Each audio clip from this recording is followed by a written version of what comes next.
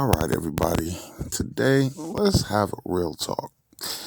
Do y'all realize that the United States actually has two flags?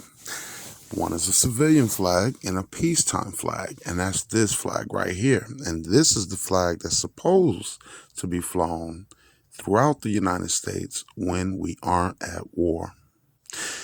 The other flag that they call Old Glory, the one that we see everywhere, every day, that is a battle flag. And that means when it's being flown, that we're at war. The original Stars and Bars flag versus the Stars and Stripes flag. We the people of the United States actually have two national flags, a civil flag for peacetime and a military flag for times of war. They have several important distinctions and meanings. Another national flag, representing constitutional authority, had been adopted in 1799 and by 1800 was in use by merchants and citizens who could afford one. It represented the authority of the U.S. Constitution, common law, and peace. From the time of the Civil War, the federal government has discouraged the flying of the civil flag of peace. American history records that it existed and was in use, although educational history textbooks hardly mention it, if at all. Today it is not physically recognized by Americans and they do not understand what it represents. So did y'all catch that? They have discouraged the use of the civil flag since the Civil War.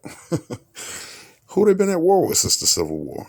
The Stars and Stripes. Today almost all Americans think of the Stars and Stripes, Old Glory, as their only flag. This has become the custom since the Civil War between the states. Before the war, many Americans had not seen the national flag and almost as many did not know its continents, unless they lived in large cities. It was the exposure of Old Glory to the soldiers of the Union that forced a general familiarity of the flag on Americans. After the war, the soldiers took their personal memories back to their homes across the country and also the memory of the Stars and Stripes. Through usage, custom, and law, horizontal stripes had become adopted for use over military posts and in battle. It represented the authority of the U.S. military jurisdiction under Admiralty, military law, now the Uniform Code of Military Justice. The Stars and Stripes originated as a result of a resolution adopted by the Marine Committee of the Second Continental Congress at Philadelphia on June 14, 1777, for use on military installations, on ships, and in battle, directing that a U.S. flag consist of 13 stripes, alternating red and white, that a union be 13 stars, white in a blue field, representing a new constellation. In 1790, with the customs laws firmly in place, Secretary of the Treasury Alexander Hamilton set to work devising adequate means of enforcing the year-old regulations. A few armed vessels, judiciously stationed at the entrances of our ports, Hamilton suggested, might at a small expense be made useful sentinels of our laws. Congress concurred, and that year appropriated $10,000 to build and maintain a fleet of 10 revenue cutters, which were to be placed under the charge of the customs collectors, whose responsibilities would be enforcement of the tariff laws. Along with financial responsibility, Hamilton demanded that the officers be servants of the people. They, the officers, will always keep in mind that their countrymen are freemen and as such are impatient of everything that bears that least mark of a domineering spirit. 9 years later, Congress refined the revenue cutter's role in customs operations with the passage of the Act of March 2, 1799, known as the Customs Administration Act. In particular, Congress determined, the cutters and boats employed in the service of the revenue shall be distinguished from other vessels by an ensign and pendant, with such marks thereon as shall be prescribed and directed by the President of the United States.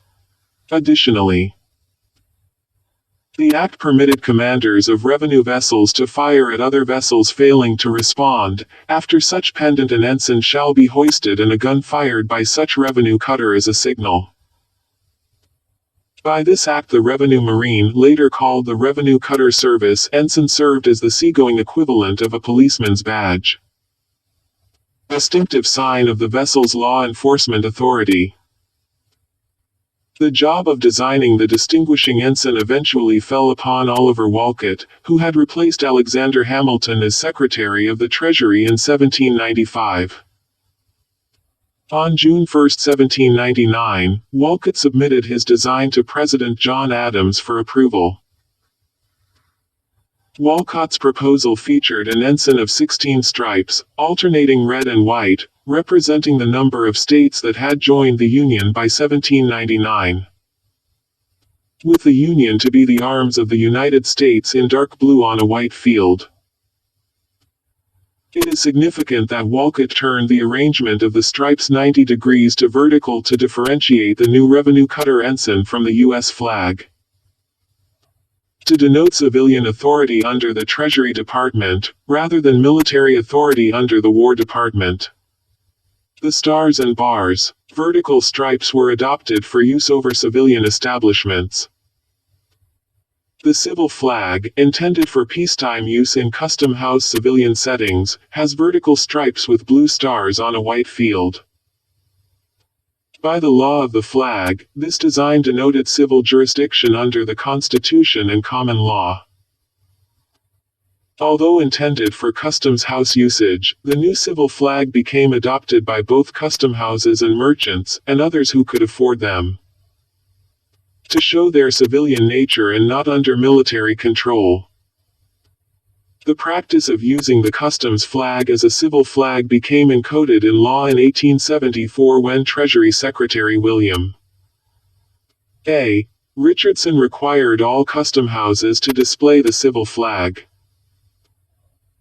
So the moral of the story is we have two flags. The one that is a civilian flag, and that's supposed to be flown during peacetime or when we're not at war.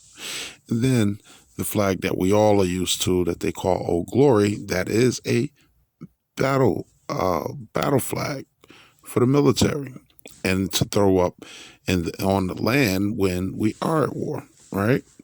So this is the real question. Did they just get lazy and decide, hey, we don't need to do the alternative? Or have they stayed true to form and basically is a war, even though nobody's saying that there's a war? So, in the beginning, we heard them say they discouraged using the civilian flag since the Civil War. The civilian flag, Civil War.